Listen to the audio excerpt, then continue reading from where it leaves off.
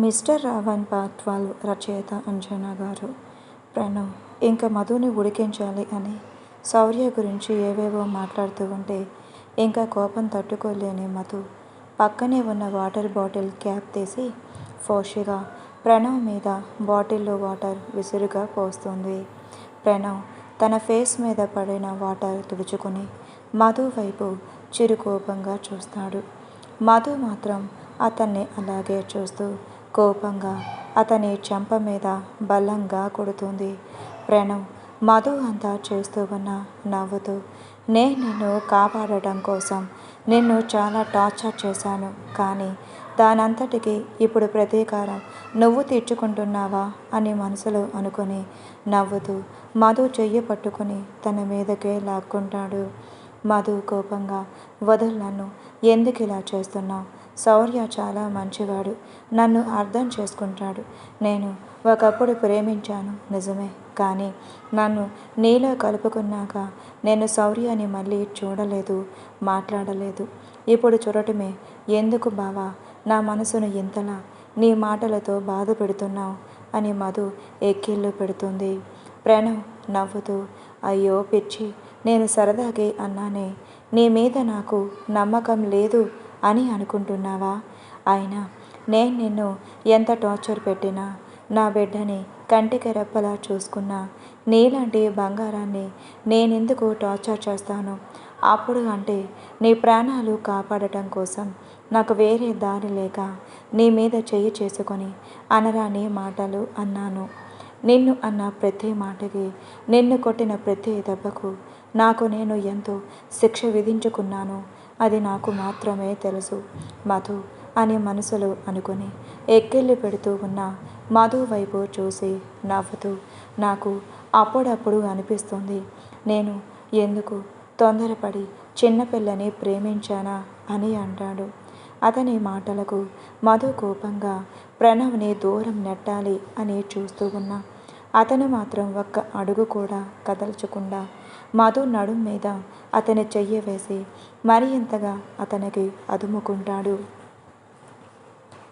మధు ప్రణవ్ వైపు చిరుకోపంగా చూస్తూ ఉంటే ప్రణవ్ తన చెయ్యి మధు మెడ వెనక వేసి తన పెదవులను అందుకుంటాడు. మధు ప్రణవ్ నుంచి విడిపించుకోవాలి అని చూస్తున్న ప్రణవ్ తన కాగిలిలో మధుని బంధించి ఎటు కదలనివ్వకుండా తన పెదవులతో మధు పెదవులలోని అమృతాన్ని ఆశాంతం తాగుతున్నట్లుగా పై పెదవిని కింద పెదవిని మార్చి మార్చి ముద్దిస్తూ ఉంటాడు.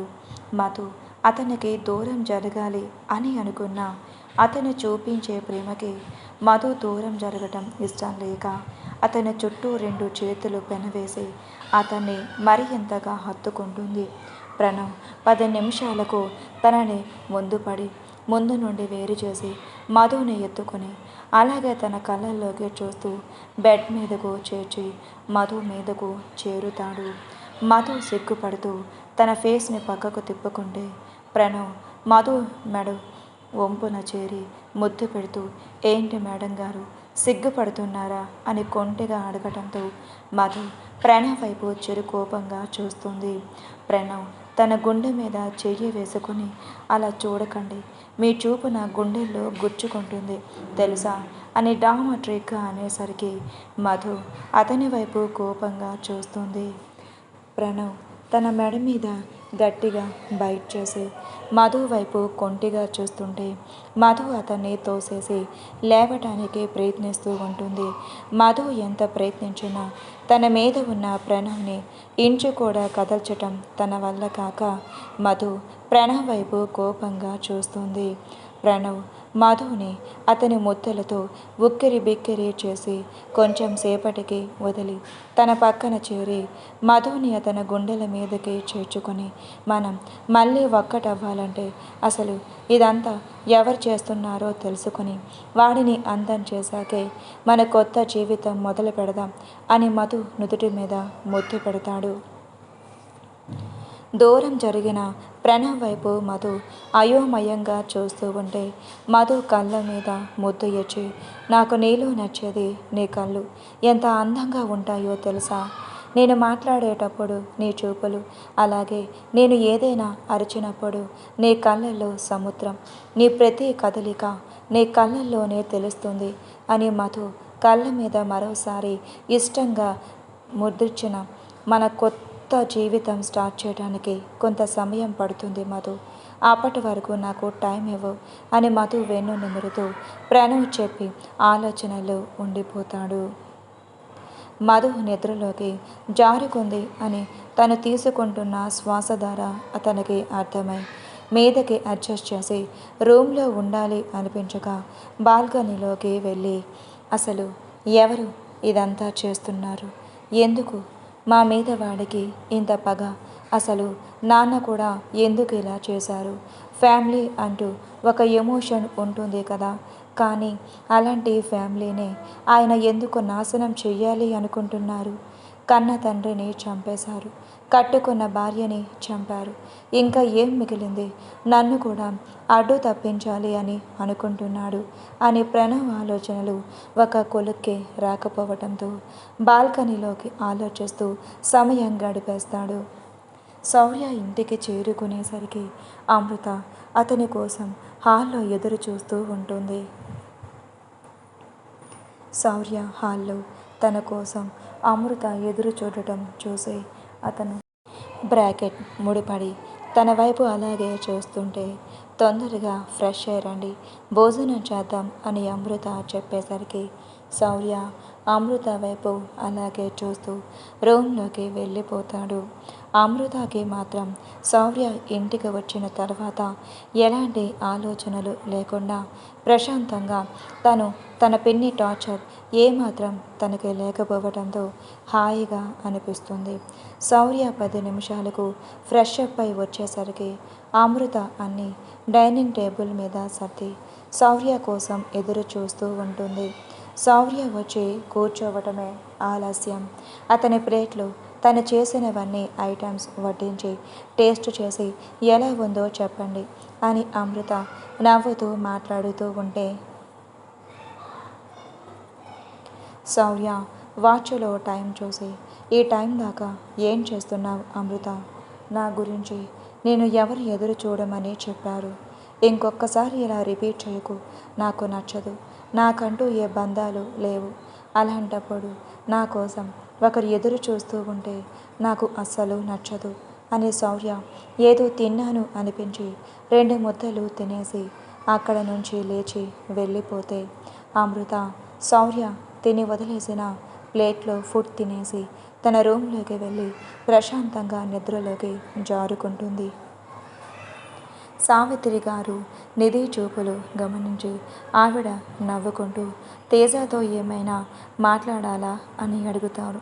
నిధి అవును అన్నట్లుగా తల ఊపేసరికి సరే వెళ్ళు అని పాపని తీసుకొని ఆవిడ రూమ్లోకి వెళ్ళిపోతారు. నిధి తేజ ఉన్న రూమ్లోకి వెళ్ళి డోర్ క్లోజ్ చేసి చుట్టూ చూస్తుంది. అక్కడ తేజ కనిపించకపోవడంతో వాష్రూమ్లో ఉన్నాడా అని చూస్తే వాష్రూమ్ డోర్ ఓపెన్ చేసి ఉంటుంది. పైగా వాటర్ సౌండ్ కూడా రాకపోవడంతో తేజ బాల్కనీలో ఉన్నాడు అని కన్ఫర్మ్ చేసుకుని బాల్కనీలోకి వెళ్తుంది. తేజ ఆలోచనలు మధు వాళ్ళని ఎలా సేవ్ చేయాలి, అసలు దీనంతటికీ కారణం ఎవరు, మనకి ఎవరు అసలు ఆ వీడియో తీయమని చెప్పారు, ఏం జరుగుతుందో అర్థం కావట్లేదు, ఎలా తను ఎవరైనా మీట్ అవుతుందా, తనని ఒక కంట కనిపెట్టాలి అని ఆలోచనలో ఉన్న తేజకి అక్కడికి నిధి వచ్చింది అని అతనికి తెలియదు. నిధి తేజని అలా చూసి నాదే తప్పుగా మాట్లాడాను, నీ గురించి తెలిసి కూడా ఇంత పెద్ద తప్పు ఎలా చేశానో అర్థం కావట్లేదు అని నిధి ఫాస్ట్గా తేజ దగ్గరికి వెళ్ళి అతన్ని వెనక నుండి హత్తుకుంటుంది. సడన్గా నిధి వచ్చి అలా హత్తుకునేసరికి ఒక్క నిమిషం అతనికి మను గుర్తుకు వచ్చి కోపంగా మారిపోతే నిధి చేతి స్పర్శ అని అతనికి అర్థమయ్యే మౌనంగా మారిపోతాడు. నిధి కన్నీళ్ళు అతనికి వెన్నుకు తెలుస్తూ ఉంటే తేజ నిధి చెయ్యి పట్టుకొని విసురుగా తన ముందుకే లాక్కొని నిధి వైపు కోపంగా చూస్తాడు. తేజ అలా కోపంగా చూస్తుంటే నిధి చిగురుటాకులా వణికిపోవటం చూసి అతని కోపాన్ని తగ్గించుకొని ఎందుకు వచ్చాం ఇక్కడికి అని నిధిని అడుగుతాడు తేజ.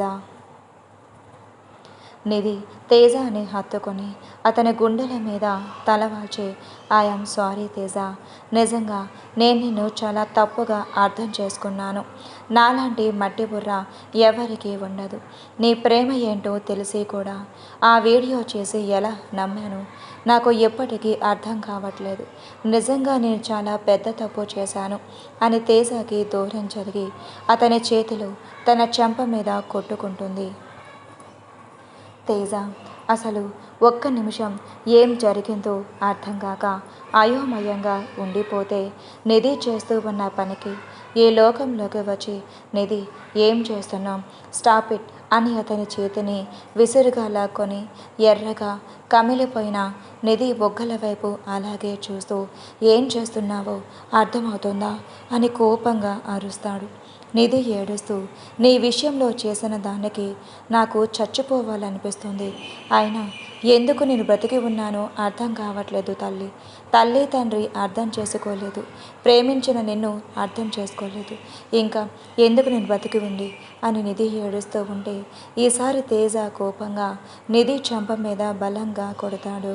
నిధి ఏడుస్తూ తేజని హత్తుకొని భయంగా ఉంది తేజ, నువ్వు నాకు ఎక్కడ దూరం అయిపోతావో అని మనం వెంటనే పెళ్లి చేసుకుందాం అని నిధి అడుగుతుంది. నిధి పెళ్ళంటే మాటలు కాదు, మా ఫ్యామిలీకి నువ్వంటే ఇష్టమే, మరి మీ ఇంట్లో కూడా మన గురించి ఒప్పించాలి కదా. మీ మమ్మీ డాడీ కూడా ఒప్పుకొని మన పెళ్లి చేసి వాళ్ళు కూడా మనతో పాటే మన ఇంట్లో ఉంటే మనం చాలా హ్యాపీగా ఉంటాం. ఈ ప్రాబ్లమ్స్ అన్నీ క్లియర్ అయ్యాక మనం ఆంటీ అంకుల్ని కలిసి మన లవ్ మ్యాటర్ చెప్పి పెళ్లి చేసుకుందాం, సరేనా? నువ్వు ఎక్కువ టెన్షన్ పడకు అని చెప్పి నువ్వు వెళ్ళి నిద్రపో అని నిధిని అక్కడి నుంచి పంపించడానికి చూస్తాడు తేజ.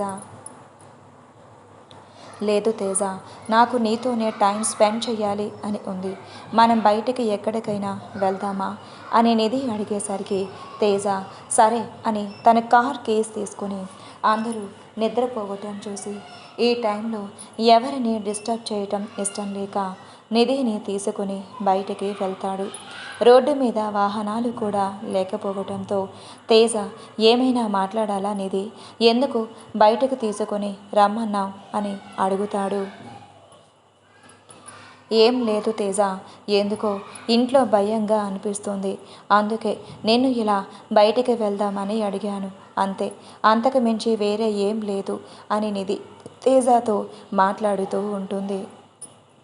తేజ నిధి మాటలు వింటూ కార్ని రోడ్ సైడ్ పార్కు చేసి నిధి వైపు చూస్తూ ఉంటాడు. అక్కడే ఒక 1 అవర్ వాళ్ళు మాట్లాడుకుంటూ టైం గడిచిపోతే ఇంతలో వాచ్లో టైం చూసి టైం చాలా అయ్యింది నిధి, ఇంటికి వెళ్దాం అని కారు స్టార్ట్ చేస్తాడు.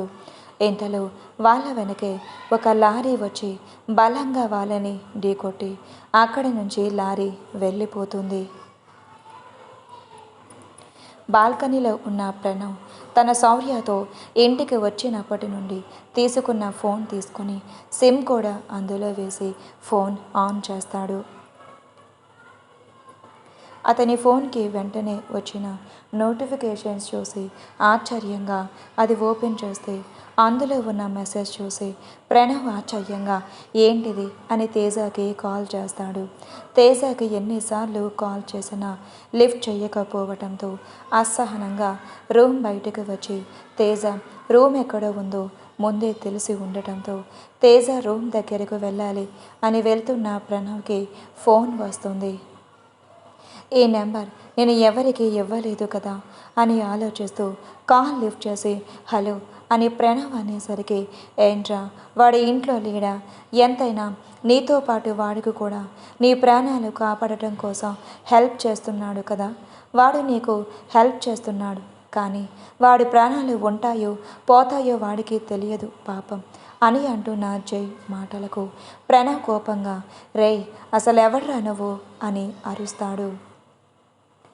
నేనెవరు నీకు తెలియడానికి మరి కొద్దిగా సమయమే ఉందిలే ముందు వెళ్ళి వాడిని కాపాడుకో అని జై చెప్తుంటే అసలు నీ మాటలు నేను ఎలా నమ్మేది అని అంటున్న ప్రణవ్కి నీకు ఒక వీడియో పంపించా చూసుకో అని అతను కాల్ కట్ చేస్తాడు.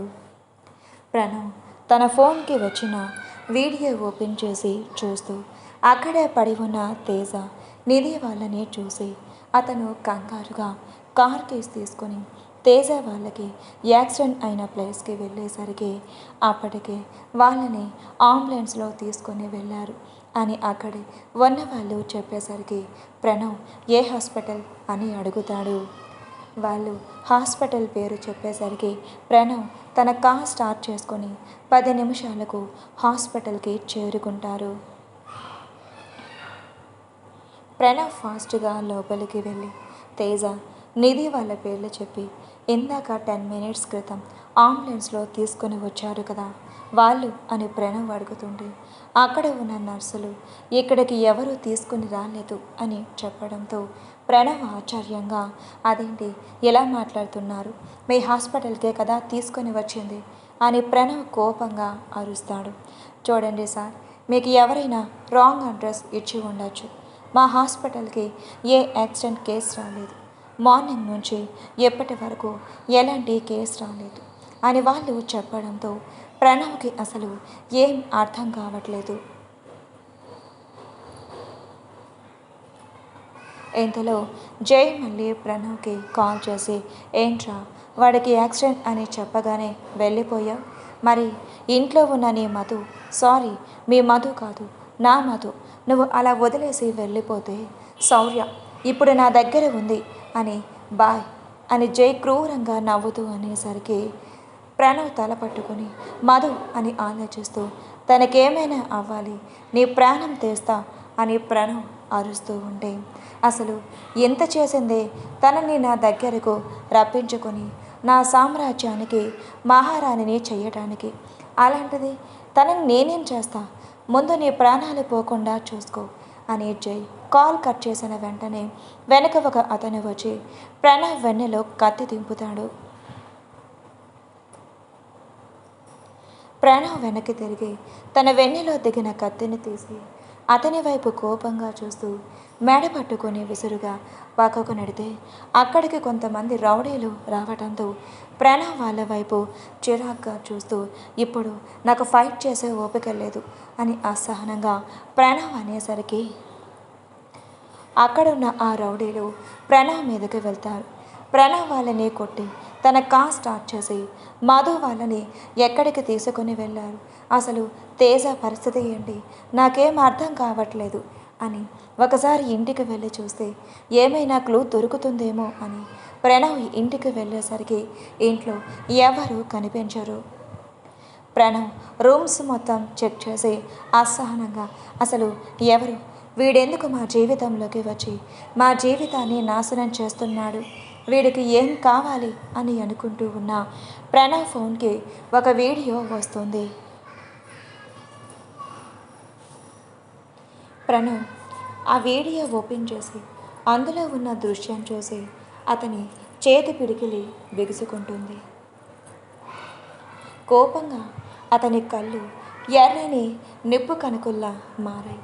పెద్దగా అరుస్తూ నిన్ను ప్రాణాలతో వదలనురా, ఏ పాపం తెలియని చిన్న పిల్ల అని కూడా చూడకుండా నా బిడ్డ మీద చేయి చేసుకుంటావా అని అతని రక్తం మరిగిపోతుంటే తన కారు స్టార్ట్ చేసుకుని ఎక్కడికి వెళ్ళాలి, ఎలా వాడిని ఎలా పట్టుకోవాలి అని ఆలోచిస్తూ రోడ్డు మీద తేజ వాళ్ళ ఎక్కడైనా కనిపిస్తారేమో అని కార్ డ్రైవ్ చేస్తూ ఉన్న ప్రణవ్ ఎంతకీ వాళ్ళకి ఆచూకీ తెలియకపోవడంతో ఒక చోట కారు పార్కు చేసి అసలు ఇది ఎక్కడ మొదలైంది, దీని అంతం ఎలా బలకాలి అని ఆలోచిస్తూ కార్ స్టీరింగ్ మీద తల పెట్టుకుని అలాగే అతని ఆలోచనలకి పదును పెడతాడు.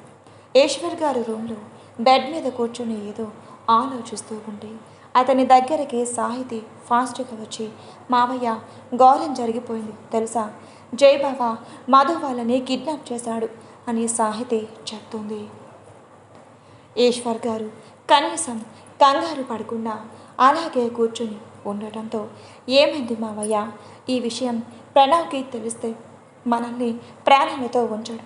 మనం ఇక్కడి నుంచి తప్పించుకోవటం బెటర్ అని అంటున్న సాహితీ వైపు కోపంగా చూస్తాడు.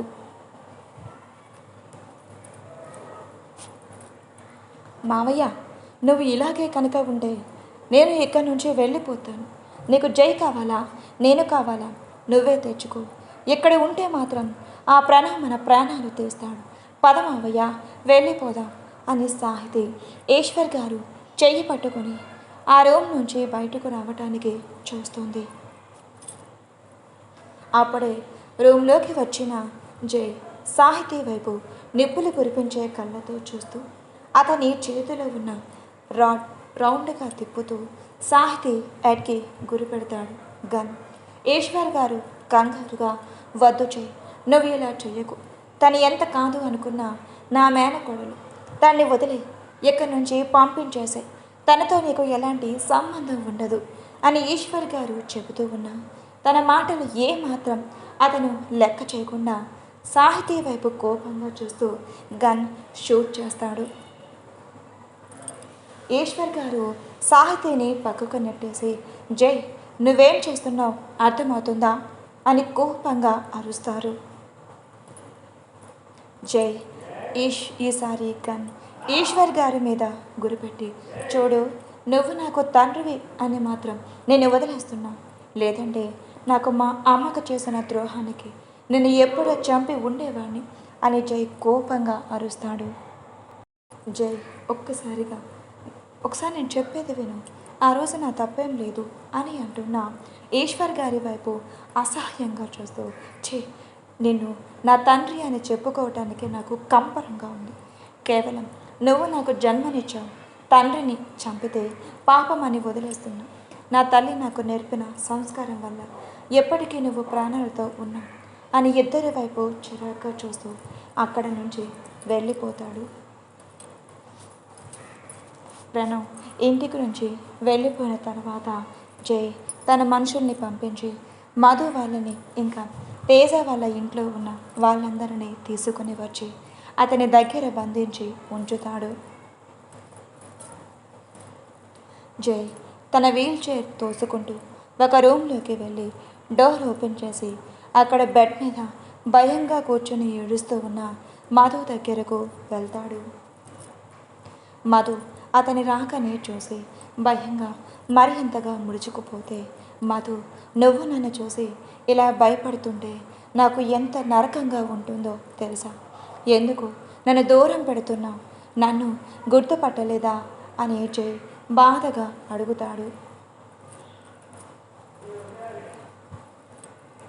మధు ఏడుస్తూ, మీరెవరో నాకు తెలియదండి, ప్లీజ్ దయచేసి నన్ను వదిలేయండి, మా బావ దగ్గరికి నన్ను పంపించండి అని మధు ఎక్కేళ్ళ పెడుతూ ఉండేసరికి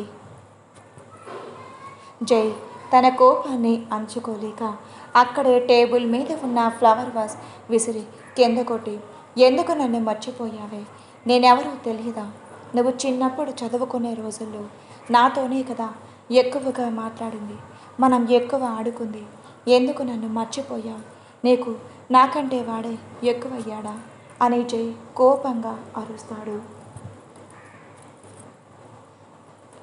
అతని అరుపులకి మధు మరి ఇంతగా భయపడిపోతుండే, నువ్వు నన్ను చూసి అలా భయపడుతుండే ఎంత నరకంగా ఉంటుందో తెలుసా?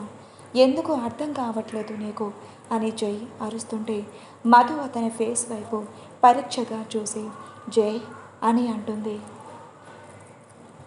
అతను ఆ పిలుపు కోసమే ఎదురు చూస్తూ ఉన్నట్లు, అవును మధు, నేనే నీ జైని, గుర్తుపట్టావా? నీ పిలుపు కోసం ఎన్నాళ్ళ నుంచి ఎదురు చూస్తున్నానో తెలుసా అని జై ఆనందంగా మధు చెయ్యి పట్టుకుని మాట్లాడుతూ ఉంటే మధు మాత్రం ఆశ్చర్యంగా, అదేంటి, నువ్వు నా ముందే ఫైర్ యాక్సిడెంట్లో చనిపోయావు కదా అని మధు ఆశ్చర్యంగా అడుగుతుంది. లేదు మధు, నేను చనిపోలేదు. ప్రణవ్ ఇలా చేశాడు. నిన్ను ప్రాణంలా ప్రేమించాను. ఆ వయసులోనే నువ్వంటే నాకు తెలియని ఇష్టం మధు. కానీ నిజం నీకేంటో తెలియదు కదా. నేను ఈశ్వర్ గారు పెద్ద కొడుకుని. ఈశ్వర్ గారు మా అమ్మని మొదట పెళ్లి చేసుకున్నారు అని అంటున్న జై మాటలు అసలు మధుకి పిచ్చెక్కిపోతుంటే అసలు అతను ఏం మాట్లాడుతున్నాడో అర్థం కాక అయోమయంగా తన వైపు చూస్తుంది మధు. ఏమైంది మధు, అలా చూస్తున్నావు అని అడిగితే, నాకు పిచ్చెక్కిపోతుంది. నువ్వు మావయ్య పెద్ద కొడుకు ఏంటి? మరి ప్రణవ్ బావ ఎవరు? అసలు నీకు ఆ యాక్సిడెంట్ ప్రణవ్ బావ ఎందుకు చేయించాడు? నాకేం అర్థం కావట్లేదు అని మధు అంటూ ఉండగానే అక్కడికి ఈశ్వర్ గారు, సాహితీ వస్తారు. మధు అక్కడికి వచ్చిన సాహితీ ఈశ్వర్ గారిని చూసి భయంగా మారిపోయి వెనక్కి జరుగుతుంటే జై మధు ఎందుకు భయపడుతుందో అర్థం కాక వాళ్ళ దగ్గరికి వచ్చిన సాహితీ ఈశ్వర్ గారి వైపు కోపంగా చూస్తూ, మీరు నా పర్మిషన్ లేకుండా ఇక్కడికి ఎందుకు వచ్చారు అని అరుస్తాడు. ఈశ్వర్ గారు, జై అది కాదు, సాహితీని ఇక్కడి నుంచి అప్పుడే పంపించేస్తాను, ప్లీజ్ ఒప్పుకో. తను ఇక్కడ ఉంటే నువ్వు తనని చంపేస్తాయేమో అని అనుక్షణం నేను భయంతో బ్రతకలేను అని ఈశ్వర్ గారు అన్న మాటలకు జై క్రూరంగా నవ్వుతూ, అక్కడికి వెళ్తే తన ప్రాణాలతో ఉంటుంది అని గ్యారంటీ మీరు ఇస్తారా? ఎక్కడైనా సరే తన ప్రాణాలు, మీ ప్రాణాలు నా చేతుల్లోనే పోతాయి అని జై చెప్పి మధు వైపు చూసేసరికి మధు భయంగా ముగ్గురి వైపు చూస్తుంది. జై మధు భయాన్ని చూసి ఈశ్వర్ గారి మీద కోపంగా గెటౌట్ అని అరిస్తే, అది కాదు జై అని ఈశ్వర్ గారు ఏదో చెప్తూ ఉండగానే అక్కడే ఫ్రూట్స్ బౌల్లో కనిపించి అందులో ఉన్న చాక్ తీసి సాహితీ హ్యాండ్ రెస్ట్ మీద కట్ చేస్తాడు. సడన్గా జరిగిన దానికి సాహితీ కంగారుగా, జై ఏం చేస్తున్నావు అని తన చెయ్యి పట్టుకుంటే ఈశ్వర్ గారు కోపంగా, రే నువ్వు అసలు మనిషివే కాదురా, నిన్ను పుట్టినప్పుడే చంపేసి ఉండాల్సింది అని ఆయన కోపంగా అరుస్తుంటే, అవునులే భార్యను చంపిన నీకు నేను ఒక లెక్క ఏంటి? మీకు 100 సార్లు చెప్పాను, నా కను సైగలు దాటి మీరు అడుగు కూడా బయటకు పెట్టలేరు అని. ప్రతిసారి మీరు నా ప్రైవసీలోకి వచ్చి డిస్టర్బ్ చేస్తూ ఉంటే చూస్తూ ఊరుకోవటానికి నేనేమైనా ఆ ప్రణవ్ గాడ్లా కనిపిస్తున్నానా అని అంటాడు జై. జై క్రూరంగా మాట్లాడుతూ మధు వైపు చూసి తన చేతిలో ఉన్న చాక్ని పక్కన విసిరేసి మధు అని తన చెయ్యి పట్టుకునే అంతలో మధు జైకి దూరంగా జరిగి, ప్లీజ్ నన్నేం చేయకండి అని భయంగా అంటుంది. మధు జైని అలా చూసి భయపడటం అతనికి ఏమాత్రం నచ్చకపోవటంతో, ఇదంతా మీ వల్లే, తను ఎప్పటి వరకు నాతో నార్మల్గానే మాట్లాడింది, మీరు వచ్చారు, తను మళ్ళీ యథావిధిగా మారిపోయింది. ఇప్పుడు తను నార్మల్గా మాట్లాడకపోతే ఆ ప్రణవ్ గారిని చంపేస్తాను అని మధు వైపు చూసి జై చెప్తూ ఉంటే మధు కంగారుగా, వద్దు ప్రణవ్ బావని ఏం చేయకు, కావాలంటే నన్ను చంపే, అంతేకాని బావని మాత్రం ఏం చేయకు అని మధు భయంగా అంటుంది. ఎందుకు మధు, నీకు నా ప్రేమ అర్థం కావట్లేదు? వాడు నిన్ను కొట్టి హింసించి ఎన్ని మాటలన్నా నీకు ఎందుకు వాడి ప్రేమ తప్ప నా ప్రేమ నీకు గుర్తుకు రావట్లేదు? నిన్ను ఎంతలా ప్రేమించాను, ఎంతలా ఆరాధించాను, నా ప్రేమ నీకు ఒక ఆటలా కనిపిస్తుందా? నన్ను ఎందుకు పిచ్చివాడిని చేస్తున్నావు అని అడుగుతాడు జై. జై పిచ్చి పట్టిన వాడేలా పెద్ద పెద్దగా అరుస్తూ ఉంటే అతని అరుపులకి సాహితీ ఈశ్వర్ గారు అక్కడి నుంచి విసుగ్గా వెళ్ళిపోతే మధు భయంగా, ప్లీజ్ జై ఎక్కడి నుంచి వెళ్ళిపో, నాకు భయంగా ఉంది అని ఏడుస్తూ ఎంత చెప్తూ ఉన్నా జై అక్కడ రూమ్లో ఉన్న వస్తువులు అతని చేతికి అందినవి అన్నీ పగలగొడుతూ ఉంటాడు. మధు భయంగా, బావా ఎక్కడున్నావు, నాకు భయంగా ఉంది, అసలు మన జీవితంలో ఏం జరుగుతుందో నాకు అర్థం కావట్లేదు, ప్లీజ్ అర్జెంటుగా ఇక్కడికి వచ్చి నన్ను కాపాడవా అని తన మనసులో మాటలు ప్రణవ్ విన్నట్లుగా అతని కార్ స్టీరింగ్ మీద నుంచి సడన్గా లేచి మధు అని పెద్దగా అరుస్తాడు. మధు ఎక్కడ ఉందో, ఎలా ఉందో, అసలు మధుని కిడ్నాప్ చేసింది ఎవరు? అతనికి అంతు చిక్కకపోవడంతో అసలు తేజ వాళ్ళు ఏమయ్యారు, ఏం జరుగుతుంది అని పిచ్చి పట్టిన వాడిలా మధు కోసం ఎంత వెతికినా తన ఆచూకీ కనిపించపోగా తన కూతురికి నుదురు మీద తగిలిన గాయాలు ప్రణవ్ చేతి పిడికిలు బిగించి ఇలా చేసిన వాడికి చావు రుచి చూపించాలి అని బలంగా నిర్ణయించుకుంటాడు. ఇంకా ఏడుస్తూ ఉండేసరికి జై, ఇప్పుడు నువ్వు ఏడ్చావు అంటే నీ బిడ్డను చంపేస్తాను మధు. ఒక్క నిమిషం కూడా ఆలోచించను. నీ కంట్లో కన్నీరు నేను చూడలేను. అందుకే చెప్తున్నా, మర్యాదగా కన్నీళ్లు తుడుచుకో, లేదంటే నీ బిడ్డ శవాన్ని చూస్తావు అని మాట్లాడుతూ ఉన్న జై మాటలకు కన్నీళ్లు తుడుచుకొని నీకు దండం పెడతాను అని 2 చేతులు జోడించి మధు ఏడుస్తూ నా బిడ్డ అని నాకు అప్పగించు, నువ్వు ఎలా చెప్తే అలా వింటాను అని మధు ఏడుస్తుంది. నువ్వు ఏడవకుండా నేను చెప్పినట్లు వింటాను అని అంటే ఇప్పుడే నీ బిడ్డ నీ చేతిలో ఉంటుంది అని జై చెప్పేసరికి మధు తన కన్నీళ్లను తుడుచుకొని ప్లీజ్ అని భయంగా జై వైపు చూస్తూ అడుగుతుంది. జై తన వీల్ చైర్కి ఉన్న ఒక బెల్ ప్రెస్ చేసేసరికి బయట ఉన్న మనుషులు అక్కడికి వచ్చి సార్ అని జై ఎదురుగా నిలబడితే జై వాళ్ళకి పాపను తీసుకుని రండి అని చెప్తాడు. వాళ్ళు వెళ్ళి 5 మినిట్స్లో పాపని తీసుకొని జై ముందు నిలబడితే చిన్న పాప అని కూడా చూడకుండా పాప ఒంటి మీద దెబ్బలు చూసి మధు కోపంగా జై వైపు అసహ్యంగా చూస్తుంది. Please like and subscribe for more videos. Story ఎలా ఉందో కామెంట్లో తెలియజేయండి. Thank you for watching.